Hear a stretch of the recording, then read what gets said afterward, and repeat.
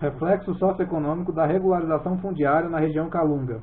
A regularização das posses dos Calungas na área do município de Monte Alegre de Goiás trouxe reflexos sociais e econômicos à região, e principalmente aos próprios beneficiários. Os reflexos sociais de todas as entrevistas foram feitas com os beneficiários da legitimação de posses localizadas na região Calunga, em Monte Alegre de Goiás. Depreende-se que há satisfação geral. Todos que se encontram confiantes em seus títulos de propriedade. Estabilidade reina no meio social em que vivem aqueles calungas portadores de título de terras doado pelo idade. Estão eles seguros de suas propriedades, estão livres das investidas dos perniciosos grileiros. Os reflexos sociais, por ter o calunga seu título devidamente regular, são maiores ainda. Quando ele se recorda das incertezas que tinha antes da regularização de suas posses, além disso, as glebas doadas pelo Idago aos calunga não podem ser alienadas nos termos da Lei Estadual nº 9.717, de 22 de maio de 1985, salvo direito hereditário. Os reflexos econômicos. Os reflexos econômicos da regularização das terras dos descendentes dos quilombos na área em discussão são vários e todos evidentes. Em primeiro lugar, o patrimônio do beneficiário da doação foi acrescido o valor da gleba constante no respectivo título, passando assim aquele cidadão a saber que se enriqueceu.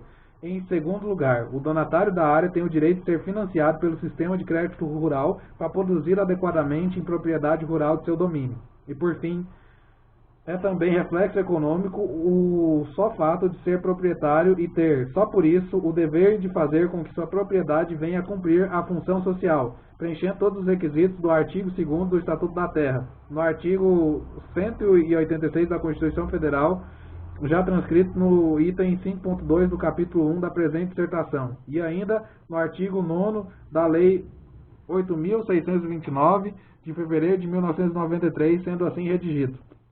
A função social é cumprida quando a propriedade rural atende simultaneamente, segundo o grau dos critérios estabelecidos nessa lei, os seguintes requisitos: aproveitamento racional e adequado, utilização adequada dos recursos naturais disponíveis, preservação do meio ambiente, observância das disposições que regulam as relações de trabalho, exploração que favoreça o bem-estar dos proprietários e trabalhadores. Parágrafo 1º. Considera-se racional e adequado o aproveitamento que atinja os graus de utilização da terra e de eficiência na exploração especificados no parágrafo 1º ao 7º do artigo 6º dessa lei. Parágrafo 2º. Considera-se adequada a utilização dos recursos naturais disponíveis quando a exploração se faz respeitando a vocação natural da terra, de modo a manter o potencial produtivo da propriedade. Parágrafo 3º. Considera-se preservação do meio ambiente a manutenção das características próprias do meio natural e da qualidade de recurso ambiental, na medida adequada à manutenção do equilíbrio ecológico de propriedade e de saúde e qualidade de vida das comunidades vizinhas. Parágrafo 4º. A observância dos dispositivos que regulam as relações de trabalho implica tanto os respeitos às leis e ao contrato coletivo de trabalho, como as disposições que disciplinam os contratos de arrendamento e parcerias rurais. Parágrafo 5º.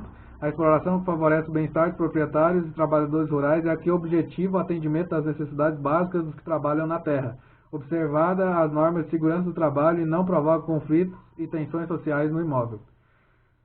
A contribuição do direito agrário na ampliação da cidadania calunga. A legitimação de posses. Foi a discriminatória administrativa como instituto do direito agrário que possibilitou aos descendentes do quilombo da região calunga, no município de Monte Alegre de Goiás, a legitimação de suas posses. E o trabalho da discriminatória até a legitimação das posses com a emissão dos respectivos títulos durou quase 2 anos. Em primeiro lugar, procedeu-se o levantamento socioeconômico de todos os posseiros da área, onde os contatos entre os servidores do Idago interessados foram feitos pessoalmente para se obterem informações detalhadas. Nesse levantamento, os técnicos tiveram muitas vezes dificuldade para entrevistar as pessoas. Houve situações em que os moradores se escondiam na mata, deixando suas casas para não atender os técnicos sob a alegação de medo dos chamados civilizados.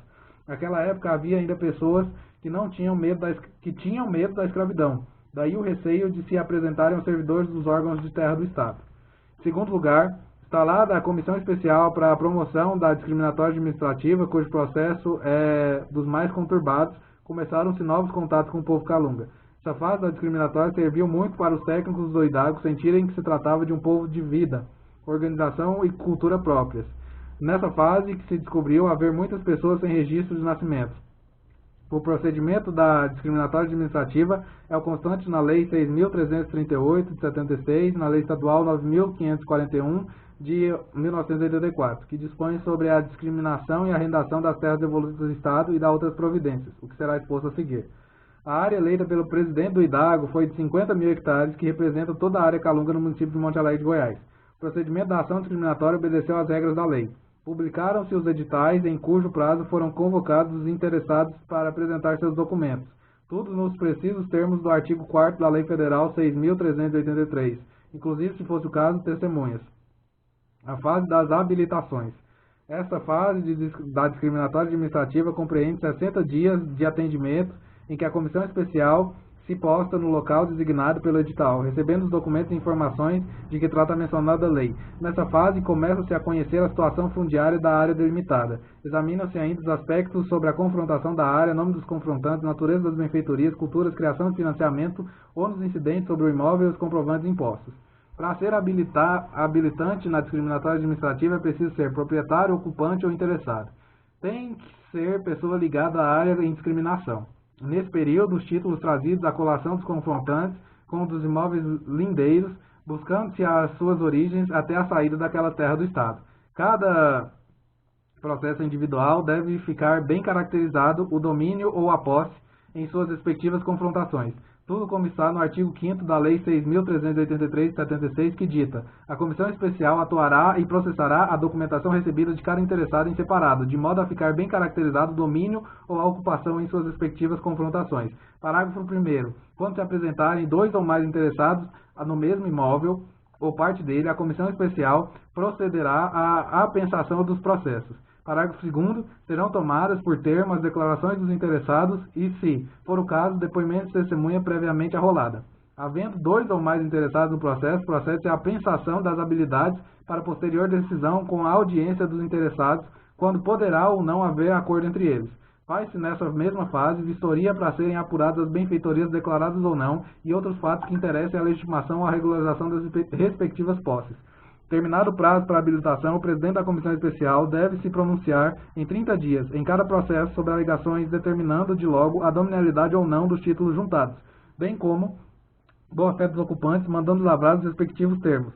O pronunciamento do presidente da comissão especial fica decidido que se reconhece a propriedade ou ocupação de boa-fé, a existência ou inexistência do litígio entre ocupantes, legítimos de domínio ou não, tamanho do imóvel e sua localização. Nessa decisão, o presidente da comissão especial determina se, caso o conhecimento do domínio com a exclusão do habitante da discriminatória. Todo esse procedimento foi exercido na área calunga de Monte Alegre, tendo os contatos dos ocupantes das glebas com os membros da comissão especial sido tão estreitos que possibilitaram aqueles posteiros receberem muitas informações para a expansão da cidadania daquele povo. Foi, portanto, a discriminatória administrativa, como instituto do direito agrário, que previamente evitou a grilagem. Foi assim que todos os habitantes da área discriminada tiveram a possibilidade da legitimação respectiva, conforme já se demonstrou. Ressalta-se que toda a área discriminada passou ao domínio dos ocupantes calungas, exceto pequenas glebas que tinham domínio de outras pessoas, e com a legitimação a tranquilidade reinou naquela região.